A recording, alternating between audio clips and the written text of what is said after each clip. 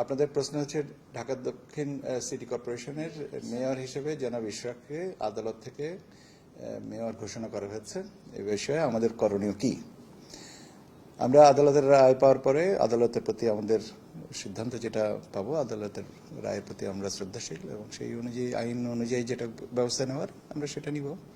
এখন আমি আজকেই আপনাদের মাধ্যমে জানলাম যে রায়টা হয়েছে, তাই না?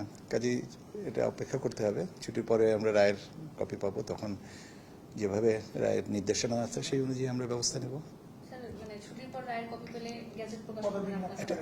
এটা তো এটা কতদিন পরে রায়ের কপি পাওয়া যাবে এটা নির্ভর করবে আদালত থেকে কত তাড়াতাড়ি আমাদেরকে দিচ্ছে।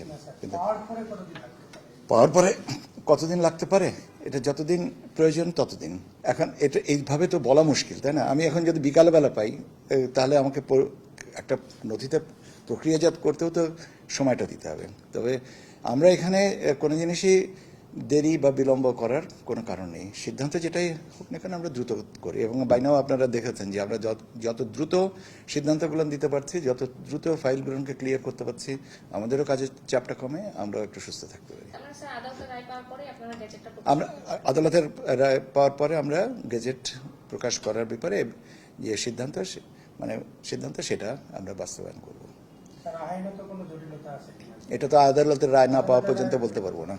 এটা আদালতের রায় পাওয়ার পরেই পরবর্তী কার্যক্রম করে নেওয়া হবে। এটা ঠিক আছে, এইটুকুই বলে দিন। এইটা আদালতের রায়ের পরেই প্রয়োজনীয় ব্যবস্থা নেওয়া হবে।